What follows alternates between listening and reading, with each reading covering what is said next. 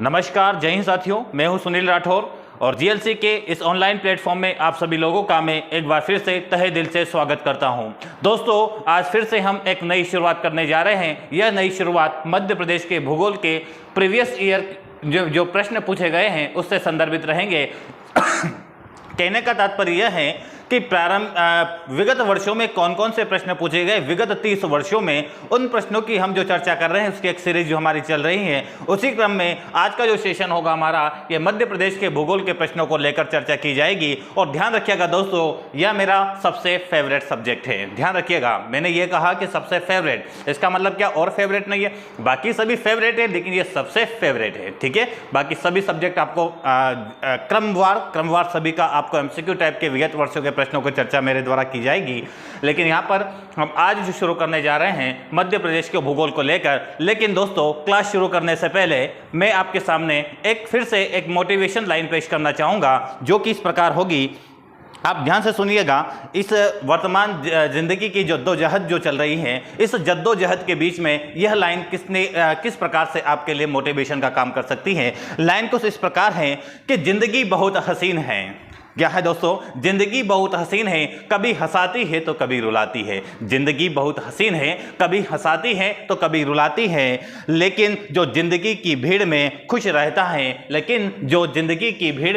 रहता है, जिंदगी उसी के आगे तो सिर झुकाती है। जिंदगी उसी के आगे तो सिर झुकाती है। चलिए दोस्तों, इसी लाइन के साथ हम आज के क्लास की शुरुआत करते हैं। और क्लास की शुरुआत की जो रूपरेखा होती है, आपको पता ही होगा कि जीएलसी आईएएस एमपीपीएससी का जो एप्लीकेशन प्ले स्टोर पर अवेलेबल है, वहां पर जाकर आप कई सारी चीज़ों को एक्सेस कर सकते हैं, जैसे कि यूपीएससी के नोट्स, एमपीपीएससी के नोट्स, चाहे वो प्रारंभिक परीक्षा के हों चाहे मुख्य परीक्षा के। यहाँ पर आपको इंटरव्यू तक के चीज़ें देखने को मिल सकती हैं। इंटरव्यू का गाइडेंस भी प्रॉपर तरीके से यहाँ पर आपको प्राप्त होता है। तो साथ ही आप देखना चाहें टेस्ट सीरीज को लेकर, वो चाहे मुख्य परीक्षा की हो चाहे प्रारंभिक परीक्षा की हो, तो वो भी आप यहाँ पर जाकर एक्सेस कर सकते हैं।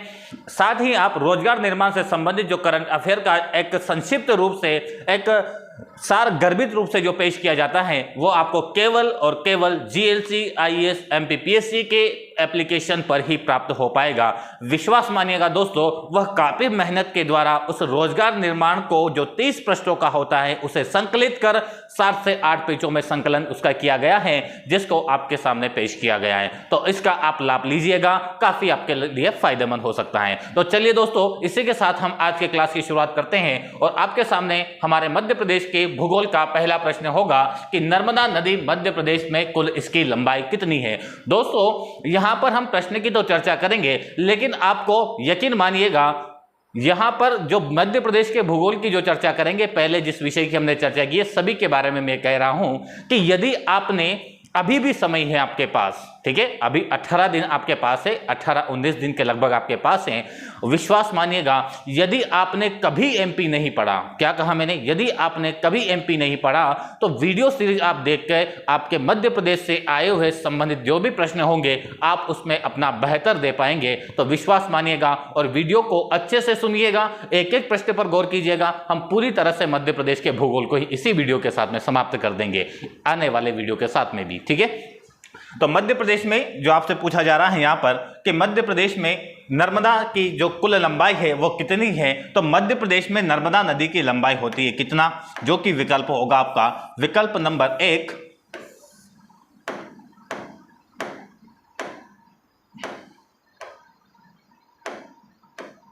चलिए विकल्प नंबर 1 जो होगा हमारा, यही आंसर माना जाएगा। ठीक है, लेकिन अगर आपसे पूछा जाए, मध्य प्रदेश मेंशन नहीं किया गया है कि कुल लंबाई पूछी जा रही है आपकी नर्मदा नदी का, तो नर्मदा नदी का कुल लंबाई कितना होता है। ठीक है, तो नर्मदा नदी का कितना होता है लंबाई,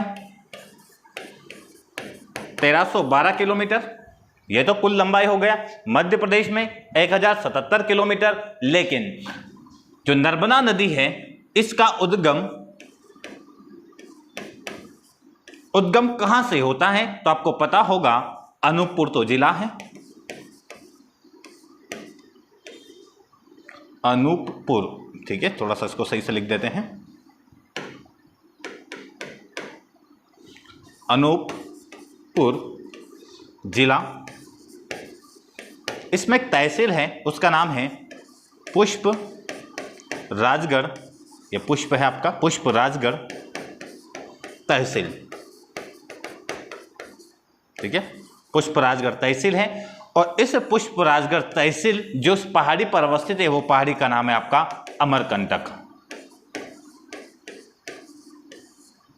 ठीक है। अमरकंटक की पहाड़ी जिस पर आपका पुष्प राजगढ़ तहसील अवस्थित है, वहीं से आपकी नर्मदा नदी का उद्गम होता है। और ध्यान रखिएगा, महाभारत में या वायु पुराण में जहां से जो अमरकंटक है, इसे वृक्ष पर्वत के नाम से जाना जाता है। किस पर्वत के नाम से? वृक्ष पर्वत। ऋग्वेद में, ये मान लीजिएगा आप, वृक्ष पर्वत के नाम से किस में जाना जाता है? ऋग्वेद में। ऋग्वेद में अमरकंटक को वृक्ष पर्वत के नाम से जाना जाता है, जहां से नर्मदा नदी का उद्गम होता है। दूसरी बात, नर्मदा नदी मध्य प्रदेश के कुल कितने जिलों से प्रवाहित होती है? तो ध्यान रखिएगा, क्वेश्चन गलत मत करिएगा। अगर विकल्प में 16 जिले दिए हैं तो वही बेस्ट आंसर होगा, 15 जिले नहीं होंगे, ठीक है, ध्यान रखिएगा। और यही जो नर्मदा नदी है, आपका जो मंडला वाला डिस्ट्रिक्ट है, इस मंडला जिले में कुंडली नुमा संरचना बनाती हुई यह आगे बढ़ती है। और सिवनी जिला भी इसके अंतर्गत शामिल माना जाता है, क्योंकि उसी की बॉर्डर से होकर यह प्रवाहित होती है। तो हम मानते हैं कि नर्मदा नदी आपके कुल 16 डिस्ट्रिक्ट से होकर गुजरती है। दूसरी बात, नर्मदा नदी की जो आपने सुना होगा, जो सहायक नदियां हैं, सहायक नदियां कितनी होती है इसकी? टोटल हमने बात की, इसके बाईं ओर से 22 नदियां आकर मिलती है और दाईं ओर से मिलती है 19 सहायक नदियां, ठीक है। तो 19 और 22 कितना हो जाएगा आपका? 41। तो 41 इसकी कुल सहायक नदियां हैं, जिसमें से अगर बात की जाए, आपके 22 नदियां जो होती हैं वो बाईं ओर से, जबकि 19 नदियां जो होती हैं वो होती है आपकी दाईं ओर से मिलने वाली प्रमुख सहायक नदियां। अगली बात, एक और बात आपको सुनना होगा, बाकी हम प्रश्न जैसे आएंगे उसकी चर्चा करते जाएंगे। जो नर्मदा नदी है, यह 3 राज्यों में प्रवाहित होती है, मध्य प्रदेश, महाराष्ट्र और गुजरात। सबसे ज्यादा लंबाई इसकी मध्य प्रदेश में देखने को मिलती है। और यह जो खंबात की खाड़ी है, वहां पर खंबात की खाड़ी के तट पर गुजरात का एक शहर अवस्थित है, भरूच, उसी के समीप यह खंबात की खाड़ी में अपना मुहाना बनाती है। लेकिन यदि विकल्प में खंबात की खाड़ी ना हो, कैम्ब्रे की खाड़ी अगर लिखा हो, तो कैम्ब्रे की खाड़ी को आंसर करिएगा। यदि खंबात की खाड़ी भी हो, कैम्ब्रे की खाड़ी भी हो, तब आपको आंसर करना होगा कैम्ब्रे की खाड़ी। यदि कैम्ब्रे की खाड़ी विकल्प में दिया ही ना हो, तभी आपको लगाना है खंबात की खाड़ी, तो अपना मुहाना बनाती है। मध्य प्रदेश के भ्रंश घाटी में प्रवाहित होने वाली यह एकमात्र प्रमुख नदी है। प्रमुख नदी बोला मैंने, ठीक है। ताप्ती नदी भी आपका भ्रंश घाटी में प्रवाहित होती है। और यह विंध्याचल तथा सतपुड़ा पर्वत श्रेणी के मध्य भ्रंश घाटी का निर्माण करते हुए उसमें प्रवाहित होती है। इतनी बात आप ध्यान रखिएगा नर्मदा नदी के बारे में।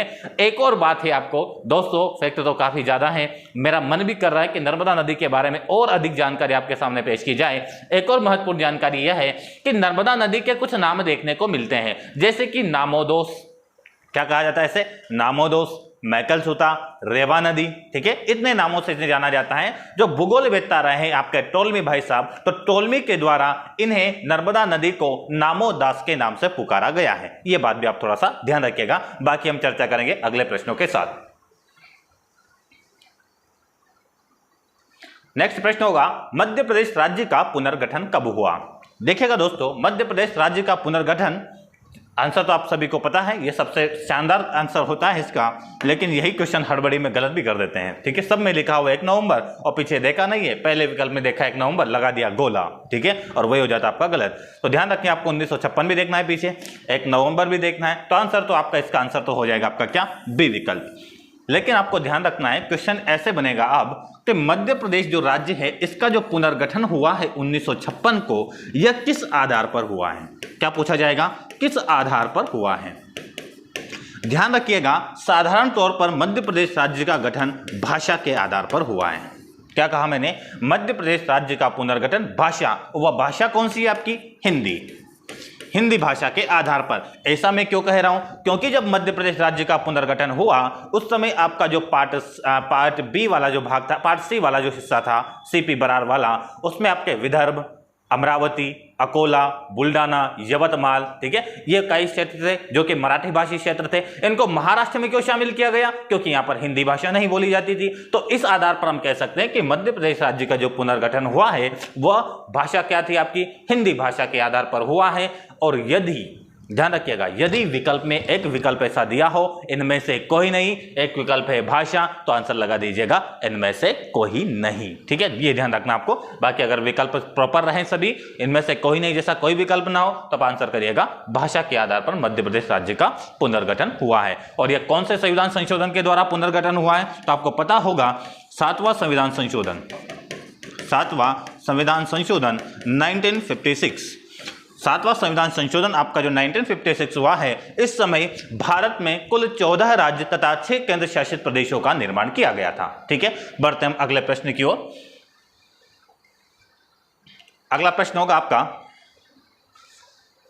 ताप्ती नदी का उद्गम और अंत, मतलब उद्गम भी बताना है, अंत भी बताना है। हम काफी सारी चर्चा करेंगे इसके बारे में भी। देखिएगा, जो आपकी ताप्ती नदी है, ये ताप्ती नदी का उद्गम बैतूल जिला, कौन सा जिला? बैतूल जिला। इस पर एक पहाड़ी है आपका, उसे कहा जाता है मुल्ताई पहाड़ी। तो बैतूल जिले की मुल्ताई पहाड़ी से उद्गम किसका हो रहा है? ताप्ती नदी का। जबकि यह नदी अपना मुहाना कहां बना रही है? मुहाना मतलब यह अंतिम रूप से अपना जल कहां पर विसर्जित करती है? तो यह हो जाएगा आपका खंभात की खाड़ी। यह किस स्थान के पास में? आपका सूरत के समीप। ठीक है, तो सूरत के समीप या खंभात की खाड़ी में अपना मुहाना बनाती है ताप्ती नदी। और ताप्ती नदी की जो लंबाई आपको देखने को मिलेगी 724 किलोमीटर कुल लंबाई है इसकी। ठीक है, 724 कुल लंबाई हो जाएगी ताप्ती नदी की। उद्गम हो रहा है मुल्ताई से, मुहाना बना रहा खंभात की खाड़ी में सूरत के करीब। और साथ में आप ध्यान रखिएगा, ये जो ताप्ती नदी है इसे सूर्य की पुत्री के नाम से भी जाना जाता है। ध्यान रखिएगा, ताप्ती नदी को सूर्य की पुत्री के नाम से भी जाना जाता है। और ताप्ती नदी का जो उद्गम हुआ है, इस नाम का जो उद्गम हुआ है, यह संस्कृत भाषा के ताप शब्द से इसकी उत्पत्ति हुई है। क्लियर है? तो यह बात भी ध्यान रखिएगा ताप्ती नदी के बारे में। और ताप्ती नदी मध्य प्रदेश की यह दूसरी नदी है जो कि आपका भ्रंश घाटी में प्रवाहित होती है, जिसके उत्तर में आपको सतपुड़ा पर्वत श्रेणी देखने को मिलेगी। और यह भी मध्य प्रदेश, महाराष्ट्र, गुजरात में प्रवाहित होती है। क्लियर है? तो थोड़ा सा इसके बारे में, ताप्ती नदी के बारे में ध्यान रखिएगा। ठीक है, तो आप देखिएगा आंसर क्या हो जाएगा, बैतूल से और खंभात की खाड़ी में मुहाना बना रही है, आंसर हो जाएगा इसका बी। बढ़ते हैं नेक्स्ट प्रश्न की ओर। अगला प्रश्न होगा आपका, किस नदी पर विद्युत उत्पादन के लिए 3 बांध बने हैं? क्या कहा जा रहा है? क्वेश्चन बड़ा शानदार है, थोड़ा लंबा चौड़ा करके पूछा जा रहा है। पूछा क्या है? 3 बांध हैं, नदी के बारे में पूछा जा रहा है, और ये तीनों बांध क्या कर रहे हैं? आपके विद्युत का उत्पादन कर रहे हैं। अभी बात क्लियर नहीं। ठीक है, उसके पानी को बैराज द्वारा राजस्थान और मध्य प्रदेश के सिंचाई के लिए उपयोग में लाया जा रहा है। तो वह कौन सी नदी है? सिंपल पूछ लेते भाई साहब कि आपको क्या पूछना है कि वो बांध 3 बता दीजिए जिससे बिजली का उत्पादन मध्य प्रदेश और राजस्थान के बीच में उसका विभाजन होता है। तब भी आंसर के विकल्प यही होते हैं और आंसर इसी में से फाइंड करते हैं। तो जो चंबल नदी है आपका, ये जो चंबल नदी है, इस चंबल नदी के बारे में कुछ जानकारी प्राप्त करते हैं पहले। ठीक है, बाकी हम इसका आंसर तो क्या हो जाएगा आपका चंबल नदी। इस पर 3 डैम है, उसकी भी चर्चा करेंगे, लेकिन सबसे पहले बताते हैं आपको इसका उद्गम। यह कहां से निकलती है आपकी? जो आपका इंदौर है, इंदौर क्या हो गया? जिला। महू इसकी क्या हो गई? तहसील। महू में एक पहाड़ी है, जाना पांव की पहाड़ी। कभी इंदौर में है आप आसपास तो जाइएगा कभी, काफ़ी अच्छा प्राकृतिक दृश्य देखने को मिलता है। तो ये जानापाव पहाड़ी है, इसका जो शिखर है उसे कहा जाता है वांगचू पॉइंट। वांगचू पॉइंट, इस वांगचू पॉइंट से ही आपकी चंबल नदी का उद्गम होता है। क्लियर हुआ इतना? अब ये चंबल नदी अवनालिका अपरदन का निर्माण करती है आपके मुरैना वाले क्षेत्र में। ठीक है, और फिर आगे जाकर यह किस नदी से मिल जाती है? आपके आगे जाकर यमुना नदी से यह मिल जाती है। इसका मतलब यमुना की यह बाईं ओर से आने वाली प्रमुख सहायक नदियां हैं या बाईं ओर से मिलने वाली प्रमुख सहायक नदी हैं। ठीक है, और बात करते हैं, इसका मतलब यह मुहाना समुद्र में बनाती हैं, तो हम कहेंगे नहीं, यह उत्तर पश्चिम की ओर प्रवाहित होती हैं। और इसी चंबल नदी की एक सहायक नदी आकर इससे मिलती है जिसका नाम है क्षिप्रा नदी, जो कि आपके इंदौर में, जो इंदौर की काकरी बर्डी पहाड़ी से इसका उद्गम होता है, क्षिप्रा नदी का। ठीक है, और यही वह क्षिप्रा नदी है जिस पर हमारा एक ज्योतिर्लिंग उज्जैन का जो ज्योतिर्लिंग है महाकालेश्वर मंदिर वह इसी शिप्रा नदी के किनारे अवस्थित है। ठीक है, थोड़ा सा ध्यान रखिएगा। बाकी चंबल नदी के बारे में इसके जो उपनाम हैं, इसके उपनाम के बारे में धर्मावती, चरमावती, ठीक है, इस नाम से इसे जाना जाता है चंबल नदी को। ठीक है, चरमावती, धर्मावती ये इसके प्रमुख उपनाम है। तो ये बात आप चंबल नदी के बारे में ध्यान रखिएगा। और साथ में जो क्वेश्चन के बारे में 3 बांध की बात की जा रही है, यहां पर आपका मिलेगा गांधी सागर बांध मंदसौर वाले क्षेत्र में। ठीक है, उसके बाद में आपको मिलेगा राणा प्रताप सागर बांध जो आपका चित्तौड़ में मिलेगा। उसके बाद जवाहर सागर बांध कोटा वाले क्षेत्र में मिलेगा। और वहीं पर एक बैराज बनाया गया है, कोटा बैराज।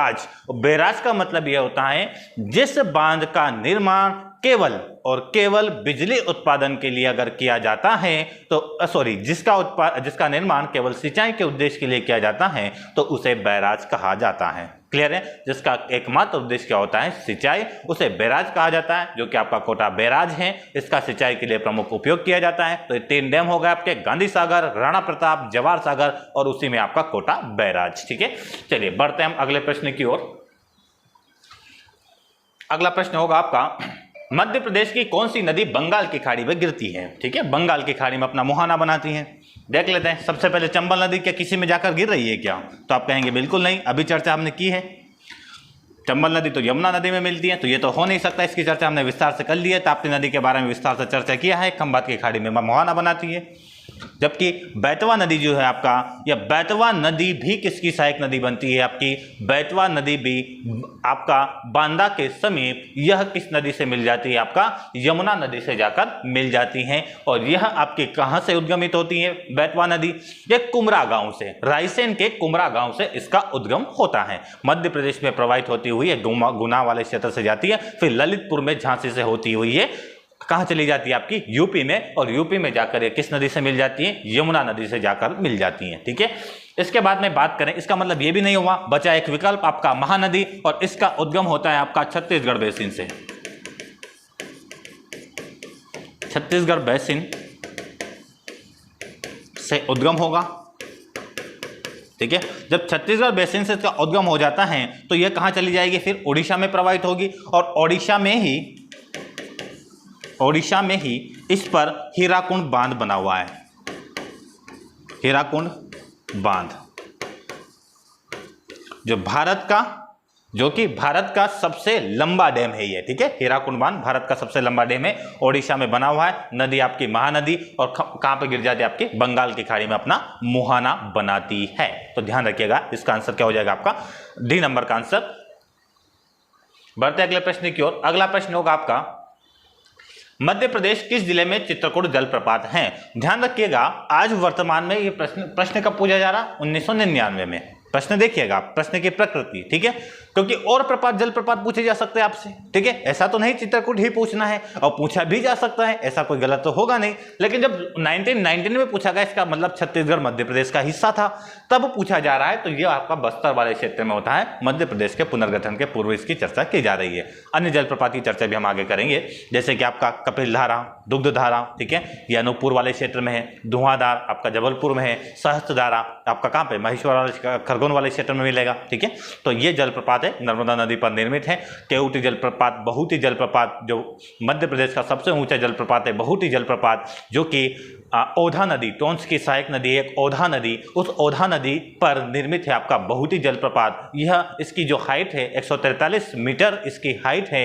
जबकि आपका जो पहले जो जलप्रपात हुआ करता था, कौन सा जलप्रपात, उसका कमेंट बॉक्स में आंसर करके बताइएगा, जिसकी हाइट आपका 130 मीटर हुआ करती है। ठीक है, आपको आंसर बताना है। ठीक है, और अब मध्य प्रदेश का सबसे ऊंचा जलप्रपात कौन सा हो गया? बहुटी जलप्रपात। ठीक है, बढ़ते अगले प्रश्न की ओर। निम्नलिखित में से कौन सा बांध नर्मदा नदी से संबंधित नहीं है? नर्मदा नदी में कौन सा बांध नहीं है? तो आपने देखा बरगी नदी पर बरगी बांध नर्मदा नदी से संबंधित है, क्योंकि नर्मदा नदी घाटी परियोजना पूरी नर्मदा नदी की सहायक नदियों पर भी जो बांध बने होते हैं वो नर्मदा नदी घाटी परियोजना के अंतर्गत शामिल माने जाते हैं। और इसमें सबसे बड़ी जो परियोजना है आपकी सरदार सरोवर परियोजना, जिसका उद्घाटन 1960 में करते हैं। ठीक है, प्रधानमंत्री के द्वारा किया जाता है इसका उद्घाटन 1960 में। उसके बाद 1980 में वर्ल्ड बैंक के द्वारा इसको सहयोग प्रदान किया जाता है, आर्थिक मदद की जाती है। तभी मेघा पाटेकर आपका सामने उभर कर आती है और 1985 में जल सत्याग्रह के रूप में नर्मदा बचाओ आंदोलन की शुरुआत करती है। क्या कहा मैंने? पूरी कहानी समझ में आई? क्या हुआ कि 1960 में 1960 में बताया जाता है, घोषणा की जाती है कि हम सरदार सरोवर परियोजना का निर्माण, थोड़ा सा इसको सरदार सरोवर परियोजना बनाएंगे और इसके जो आधारशिला रख दी जाती है 1980 में, और वर्ल्ड बैंक इसमें सहायता कर देते हैं पैसों के रूप में, पूंजी के रूप में। और फिर मेघा पाटेकर वहां पे जो बस्तियां हैं उनके पुनर्वास की व्यवस्था करवाने के लिए एक आंदोलन छेड़ती है, उसे जल सत्याग्रह कहा जाता है 1985 में। और फिर उसी को हमने कहा कि नर्मदा बचाओ आंदोलन से संबंधित व्यक्ति आपका मेघा पाटेकर। ठीक है, तो यहां पर जो देखेंगे आप महेश्वर,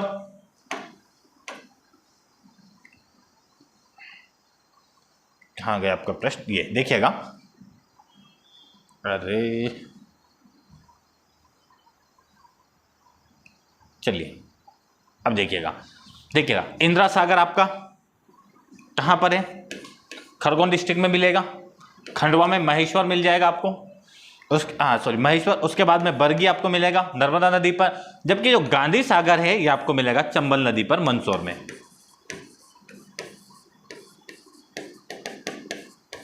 ठीक है, मंदसौर डिस्ट्रिक्ट में मिलेगा आपको गांधी सागर। ठीक है, तो इसका आंसर क्या हो जाएगा आपका विकल्प नंबर डी। बढ़ते अगले प्रश्न की ओर।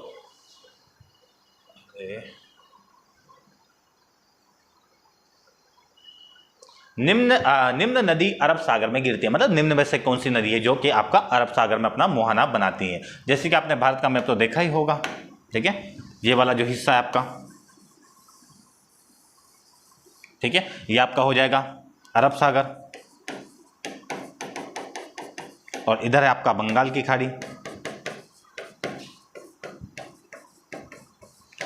अब देखिएगा बेतवा नदी कहाँ आपका मध्य प्रदेश से निकलती है, रायसेन के कुमराबाऊ से यमुना नदी में जाकर मिल जाती है। महानदी छत्तीसगढ़ बेसिन से निकलती है, बंगाल की खाड़ी में मुहाना बनाती है। चंबल नदी आपका इंदौर के मऊ में जानापाव पहाड़ी की वांगचू पर्वत से निकलती है, यूपी में जाकर आपकी नर्मदा नदी से उससे आपकी यमुना नदी से मिल जाती है चंबल नदी। फिर ताप्ती नदी की बात करें तो आपका ये बैतुल के मुल्ताई पहाड़ी से निकलती है, आपकी खंबात की खाड़ी में मुहाना बनाती है। और खंबात की खाड़ी किसका हिस्सा है, अरब सागर का, तो अरब सागर में गिरने वाली नदी आपका ताप्ती नदी, जो कि एस्चुरी का निर्माण करती है। एस्चुरी का निर्माण अगर आपको देखना है तो भूगोल के हमने 4 वीडियो बनाए हैं, वहां पर आपको अंतर बताया कि डेल्टा क्या होता है, एस्चुरी क्या होता है। तो इसके लिए आपको कहाँ जाना होगा, सीधा आगे जाना होगा, कहां पर, भूगोल वाले वीडियो में। ठीक है, बाकी आप कमेंट बॉक्स में बता दीजिए अगर दोबारा समझना है तो कल हम आपके सामने एस्चुरी और डेल्टा क्या होता है इसको एक बार और पेश कर देंगे, लेकिन यह कब, जब आप कहेंगे तो, क्योंकि हम एक बार तो बता चुके हैं। ठीक है, चलिएगा आगे देखिएगा इसका। चंबल नदी का उद्गम किस जिले से होता है, कई बार चर्चा कर चुके, सीधा हम आगे बढ़ेंगे। इंदौर से होता है आपका, जिला पूछा जा रहा है, बाकी आपको तो पता है, जिला भी पता है, तहसील भी पता है, पॉइंट भी पता है, एक छोटा सा पॉइंट कहां से उद्गमित होती है। बाकी आप लोगों के लिए एक अनाउंसमेंट है। ठीक है, आप देख पा रहे होंगे एमपीपीएससी मेंस जो हम 23 जून से एक बैच, नवीन बैच प्रारंभ करने जा रहे हैं। ये टारगेट बैच होगा जो कि लगभग मेरे अनुमान के आधार पर, मुझे जहां तक लगता है, बाकी आपको जीएलसी आईएएस प्लेटफॉर्म पर पता चल जाएगा कि कितने मंथ की क्लास होगी। ये लगभग 5 मंथ में हम मेंस को आपके सामने पेश करेंगे और पूरा कंप्लीट कोर्स आपको मिलेगा क्लास मोड के माध्यम से। ठीक है, तो ध्यान रखिएगा, एमपीपीएससी का मेंस का इंग्लिश हो या चाहे इंग्लिश हो या हिंदी मीडियम, ऑफलाइन हो चाहे ऑनलाइन, यह बैच बहुत जल्दी स्टार्ट हो रहा है आपका प्रारंभिक परीक्षा के ठीक 3 दिन के बाद ही। ठीक है, तो 23 जून को यदि आप इसका लाभ लेना चाहते हैं तो आपका स्वागत है, नंदन है, अभिनंदन है। ठीक है, तो चलिए दोस्तों हम अगले प्रश्न की शुरुआत करते हैं। और अगला प्रश्न होगा आपका, मध्य प्रदेश के किस स्थान से 2 किलोमीटर के अंदर ही, क्या कहा जा रहा है, मतलब एक ही स्थान है, लगभग डिस्टेंस अगर माना जाए तो 2 किलोमीटर हार्डली। ठीक है, तो वहां से जो नदियों का उद्गम होता है वह स्थान कौन सा है। तो ध्यान रखिएगा, जब मैं आपको भूगोल का अध्यापन करवाता हूं तब मैं आपको, जब अपवाह तंत्र हम पढ़ते हैं तो अपवाह तंत्र में एक टॉपिक का हम अध्ययन करते हैं, उसे कहा जाता है अपवाह प्रतिरूप। और अपवाह प्रतिरूप में एक प्रकार का अपवाह प्रतिरूप होता है, उसे कहा जाता है रेडियल या अरीय अपवाह प्रतिरूप। अरीय अपवाह प्रतिरूप का मतलब यह होता है कि ऐसी नदियां जिनका उद्गम स्थल एक ही हो, एक ही स्थान हो, एक ही क्षेत्र हो, उन नदियों को कहा जाता है अरीय अपवाह प्रतिरूप। अपवाह तंत्र क्लियर है? तो ध्यान रखिएगा, जो आपका अमरकंटक है, ये वाला जो क्षेत्र आपका अमरकंटक वाला है, इस अमरकंटक में 3 नदियों का उद्गम होता है। हम तो दो, प्रश्न में तो 2 कहा जा रहा है, हम तो 3 बताएंगे आपको। एक होता है आपका नर्मदा,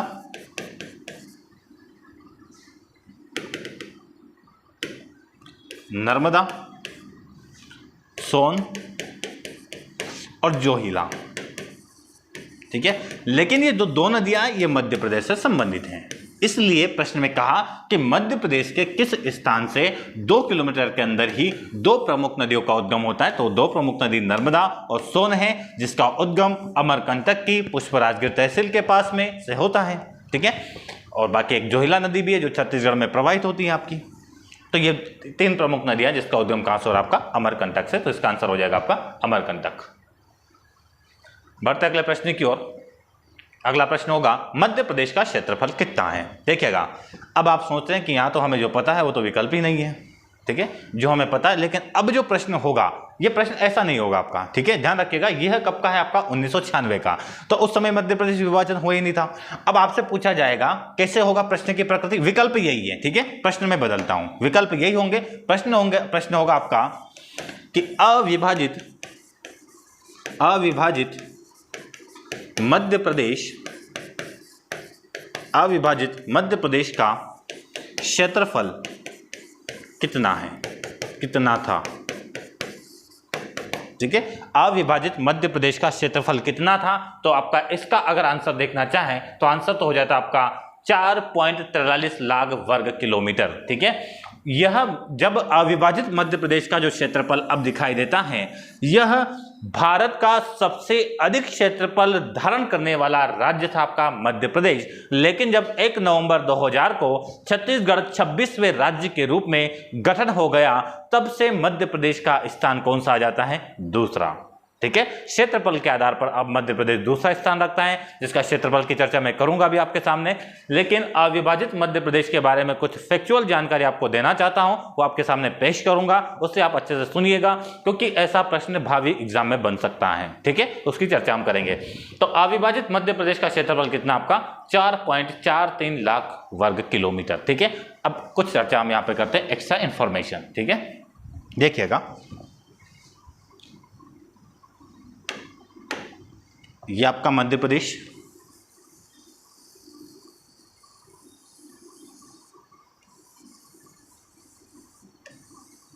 क्लियर है, ये आपका प्यारा सा मध्य प्रदेश, और इधर से इसका छोटा सा भाई लगा हुआ है छत्तीसगढ़।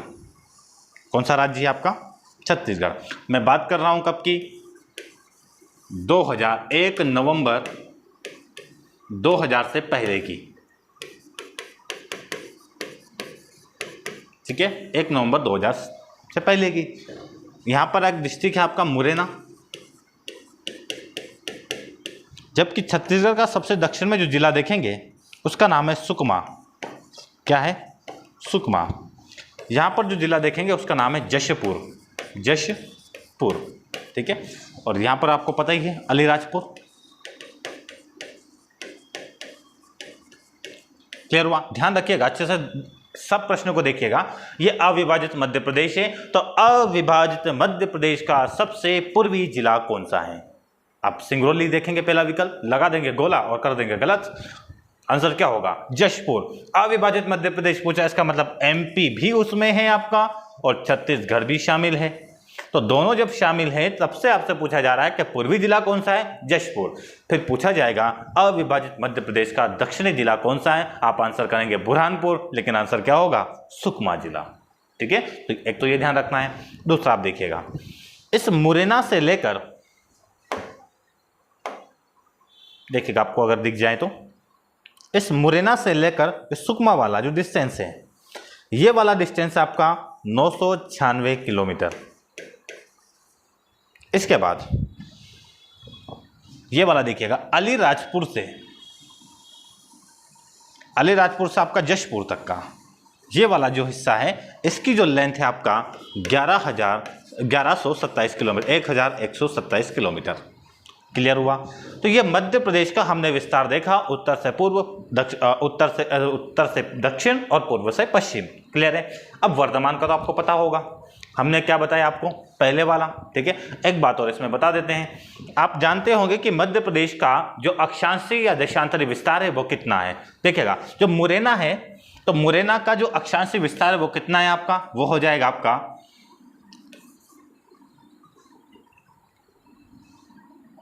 देखिएगा इसका विस्तार हम देखेंगे अक्षांशीय विस्तार के अंतर्गत कि अक्षांशीय विस्तार अविभाजित मध्य प्रदेश का कितना था। ठीक है,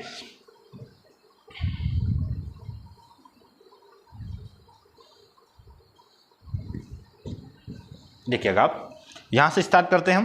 ठीक है, ये वाला जो क्षेत्र है आपका, ये 17 डिग्री कहां पे लिखूं मैं, ठीक, यहीं पे लिख देते हैं। ठीक है, सुकमा के ऊपर लिख देते हैं 17 डिग्री 46 मिनट उत्तरी अक्षांश। ठीक है, क्या हो जाएगा आपका 1746 डिग्री उत्तरी अक्षांश से हो जाएगा।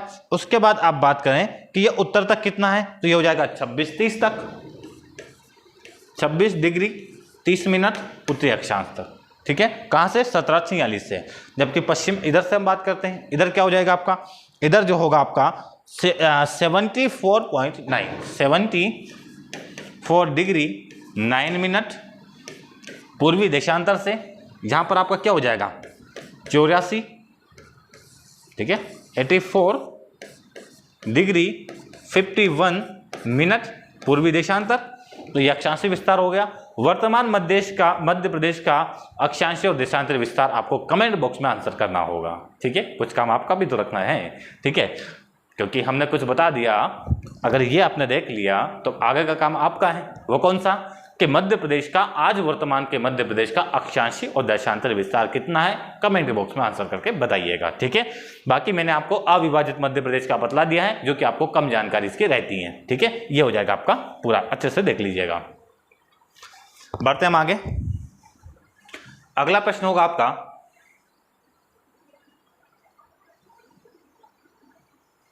नर्मदा नदी का उद्गम कहां से होता है, अमरकंटक से होता है, हमने चर्चा कर ही चुके हैं।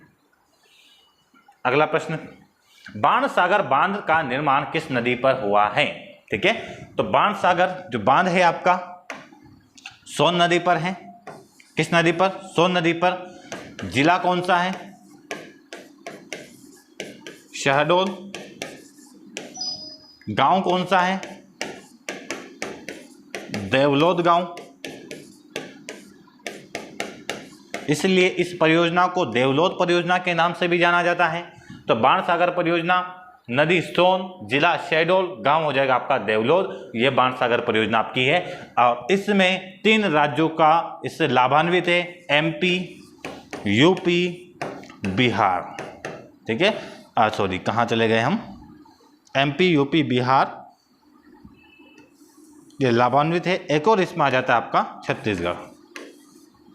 ठीक है, एमपी, यूपी, बिहार। लेकिन मेन ध्यान रखिएगा आप ये छत्तीसगढ़ हटाकर कि एमपी, यूपी, बिहार की संयुक्त परियोजना आपका बाणसागर परियोजना, और ये आपका शहडोल जिले में, थोड़ा सा इसके बारे में ध्यान रखिएगा। नेक्स्ट प्रश्न होगा, निम्नलिखित में से कौन सी नदी पश्चिम की ओर बहती है। तो पश्चिम की ओर आपकी केवल नर्मदा नदी बहती है, गोदावरी पूर्व की ओर, यमुना, गंगा की सहायक नदी प्रयागराज में मिल जाती है।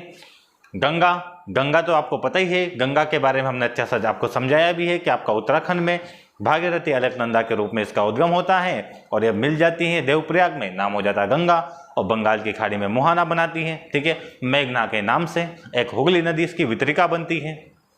आंसर हो जाएगा नर्मदा। चंबल नदी कहाँ से निकलती है, कई दफा हमने चर्चा कर ली है, महू के निकट जानापाव पहाड़ी से, वांगचू पॉइंट से, वो भी याद रखना है।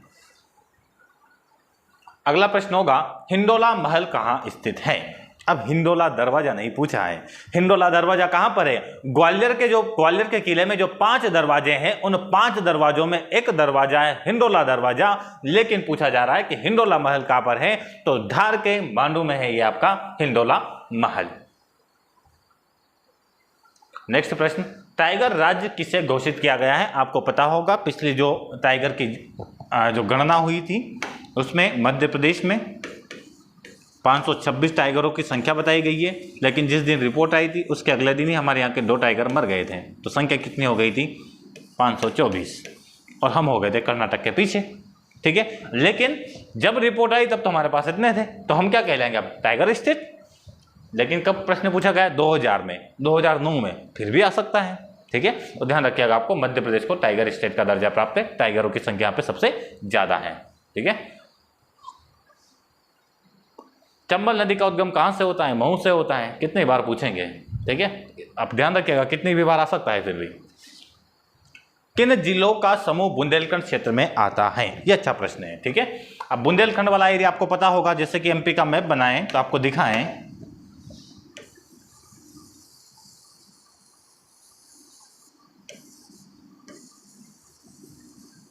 ठीक है। ये वाला एरिया होता है आपका बुंदेलखंड, ठीक है। इसी एरिया को क्या कहा जाता है, आप बुंदेलखंड। जबकि ये वाला एरिया होता है आपका बघेलखंड, ये वाला एरिया होता है आपका मालवा, ये आपका सतपुड़ा, ये हो जाता है आपका रीवा पन्ना का पठार, ये हो जाता है आपका मध्य भारत का पठार, ठीक है। तो ये एरिया है, तो इस एरिया का प्रश्न पूछा जा रहा है आपसे, ठीक है। तो यहां पर बताइएगा आप, मैं कैसे विकल्प को हटाना है।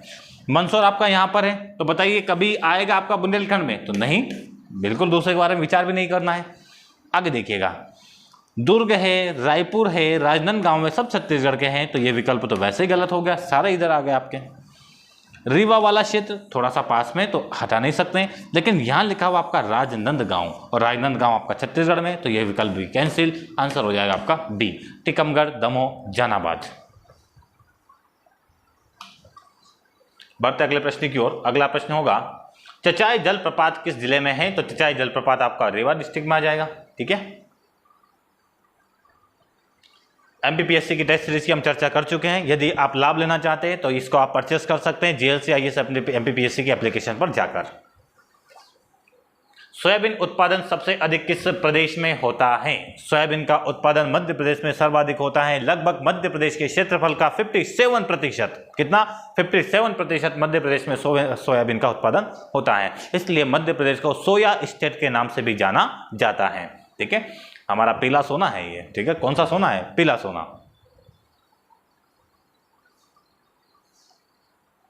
ताप्ती नदी का उद्गम मध्य प्रदेश के किस जिले से होता है, बैतूल की मुल्ताई पहाड़ी से होता है। अगला प्रश्न होगा, क्षेत्रफल के आधार पर भारत में मध्य प्रदेश में राज्य का कौन सा स्थान है, दूसरा स्थान हमने चर्चा कर ही चुके हैं, ठीक है।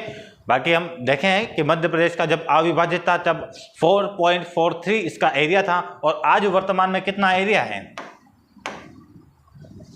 देखिएगा, दो डाटा बताऊंगा आपको, दोनों विकल्प में होंगे, 308, 252, एक है आपका 308, 245। बताइए, दोनों विकल्प में आंसर करिए, कौन सा आंसर होगा। आप लगाएंगे सब क्या, जबकि आप कर देंगे गलत, आंसर होगा ये। ऐसा क्यों, ठीक है। अंतर कितना है, लगभग 7 किलोमीटर का। ऐसा क्यों है, मध्य प्रदेश और छत्तीसगढ़ के बीच एक विवाद का विषय है, उसे कहा जाता है किरार घाटी विवाद।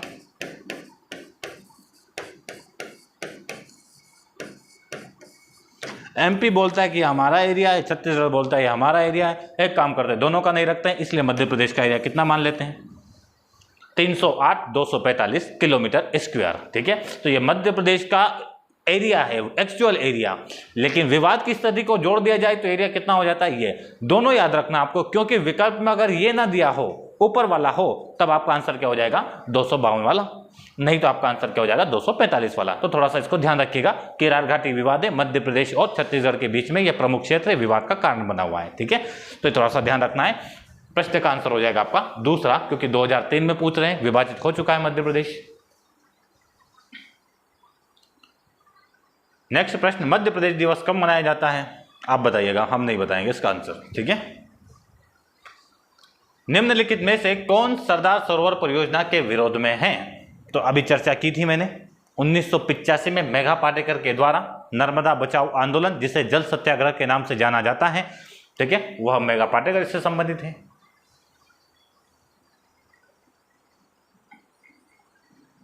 निम्नलिखित में से कौन सा नगर जिला मुख्यालय नहीं है, कटनी भी जिला मुख्यालय है, वर्धा आपका कहाँ का हो जाएगा, महाराष्ट्र का, सीहोर हो जाएगा मध्य प्रदेश का, इटारसी तो होशंगाबाद में आता है, तो इटारसी कोई जिला मुख्यालय है ही नहीं, तो आंसर हो जाएगा इसका सी वाला विकल्प। ठीक है, बढ़ते अगले प्रश्न की ओर। मध्य प्रदेश तथा छत्तीसगढ़ किस जिले में कोयला खनिज के रूप में नहीं मिलता है? कोयला खनिज के रूप में नहीं मिलता है।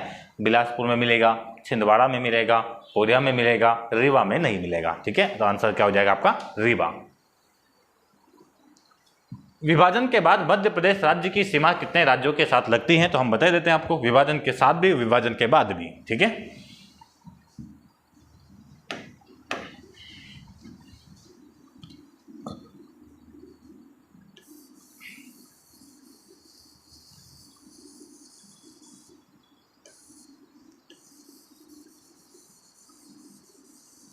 ये आपका प्यारा सा भारत और ये प्यारा सा एमपी। ठीक है, यहाँ पे लगता है यूपी, दूसरे पेन से यूज़ कर लेते हैं हम लोग। ये हो जाएगा आपका यूपी, इधर हो जाएगा आपका राजस्थान, ये हो जाएगा आपका गुजरात, नीचे हो जाएगा आपका महाराष्ट्र। अब विभाजन के बाद की बोल रहे हैं, विभाजन के बाद, तो विभाजन हो चुका है, तो एक काम करते हैं हम अविभाजित मध्य प्रदेश के राज्य की संख्या देख लेते हैं। इसका मतलब एमपी में कौन जुड़ा हुआ है? छत्तीसगढ़ जुड़ा हुआ है। इधर आ जाएगा कौन सा आपका? झारखंड, ओडिशा, ये भी आ जाएगा। तो कितना होगा? 1 2 3 4 5 6 और एक आपका बिहार आएगा या नहीं आएगा? तो बिहार, झारखंड, ओडिशा, महाराष्ट्र, गुजरात, राजस्थान, यूपी, तो ये 7 राज्य हैं। लेकिन अगर विभाजन की बात की जाए, विभाजन के बाद की, तो एमपी की सीमा ऊपर लगेगी यूपी का, उत्तर पश्चिम में मिलेगा राजस्थान, पश्चिम में मिलेगा गुजरात, दक्षिण में मिलेगा महाराष्ट्र, पूर्व में मिलेगा छत्तीसगढ़। तो 5 राज्यों के साथ सीमा साझा करता है, तो आंसर हो जाएगा आपका विकल्प नंबर बी। ठीक है,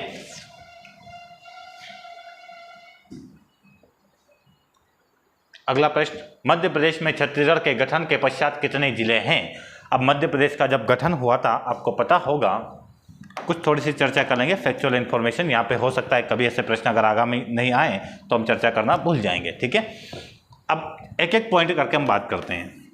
1 नवंबर 1956 क्या हो रहा है? एमपी का गठन हो रहा है भाषा के आधार पर। दूसरा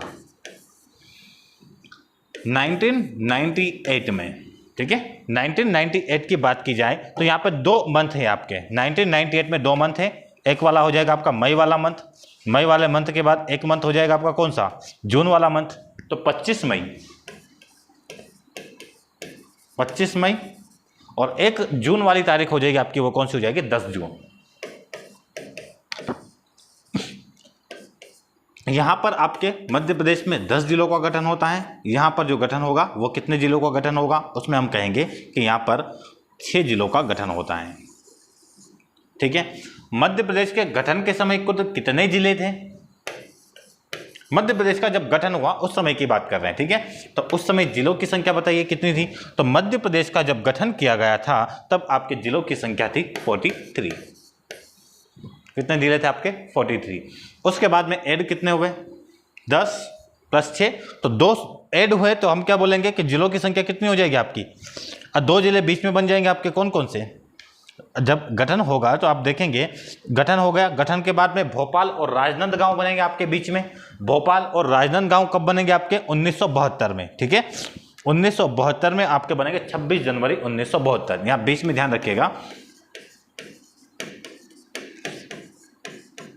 2 जिले बनते हैं, राजनांदगांव और एक भोपाल। तो कितने हो जाएंगे इन दोनों की वजह से? 43 + 2, तो कितने होंगे आपके? 45। और 45 में ये 16 जब जुड़ जाएंगे तो कितने जिले हो जाएंगे? 61। यहाँ तक क्लियर है? ध्यान रखना है, जो 25 मई वाली जो डेट है, ये 25 मई वाली, और इसमें जो आपके 10 जिले का गठन हो रहा है, इसके लिए जो एक समिति बनाई गई थी उसे बोला जाता है वी.आर. दुबे समिति। प्रथम जिला पुनर्गठन आयोग समिति थी आपकी, VR दुबे समिति, 1985 में इसका गठन किया गया था। ठीक है, जबकि 10 जून के समय जब आपके 6 जिले बने हैं, इस समय जो समिति बनाई गई थी वो थी आपकी सिंहदेव समिति, सिंहदेव समिति। एक और बात, जो 10 जिले हैं इसमें से 4 जिले मध्य प्रदेश में हैं, जो 6 जिले इसमें से 3 जिले आज मध्य प्रदेश में हैं। हम चर्चा करेंगे आगे। ठीक है, कितने जिले बन गए आपके? 61। और कब की बात की जा रही है आपकी? 1998 तक आपके 61 बन गए मध्य प्रदेश में छत्तीसगढ़ के गठन के पश्चात। जब 1 नवंबर 1956 26वां राज्य बनता है आपका छत्तीसगढ़।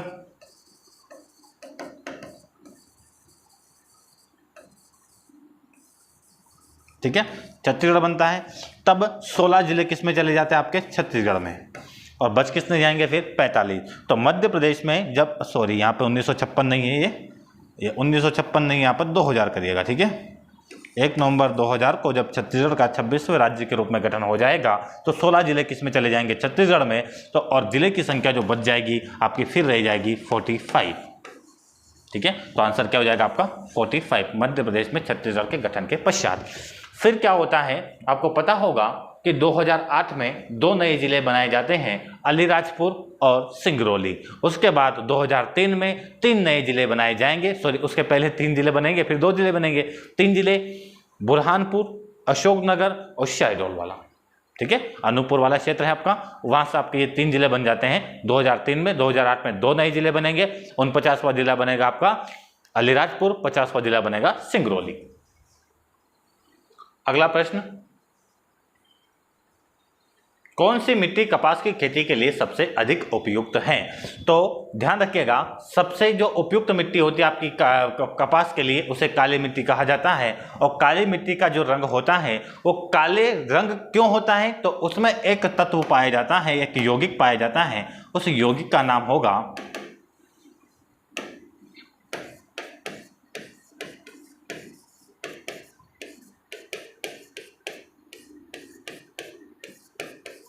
टेटनीफेरस मैग्नेटाइट। इसके कारण काला रंग होता है।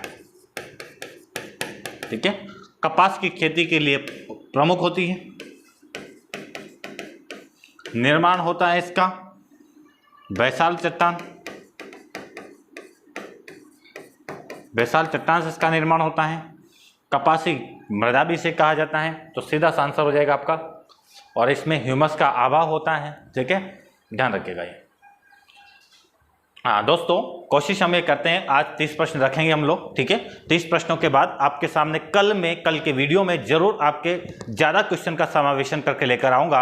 आज के बचे हुए 20 प्रश्न, कल के होंगे आपके 50 प्रश्न। 70 प्रश्न की चर्चा हम कल वाले वीडियो में करेंगे। और आज के लिए हम 30 वीडियो रखेंगे और 30 वीडियो को आप अच्छे से देखिएगा। ये 30 प्रश्न नहीं है, ये 30 प्रश्न के साथ आपके 4 प्रश्न अगर जोड़ दिया जाए तो 3 चौक 12, 120 प्रश्न हैं। ठीक है, तो ध्यान रखिएगा, हमने आज जो 30 प्रश्न की चर्चा की है इनको अच्छे से देखिएगा। जो प्रश्न आपसे मैंने कमेंट बॉक्स में आंसर करने का बोला है उसका आंसर आप करिएगा, तब जाकर हम आगे की क्लास में अच्छे से अध्यापन का कार्य करवाएंगे। क्योंकि हम ये मानकर चलेंगे कि आप भी हमारे साथ एंगेज हैं।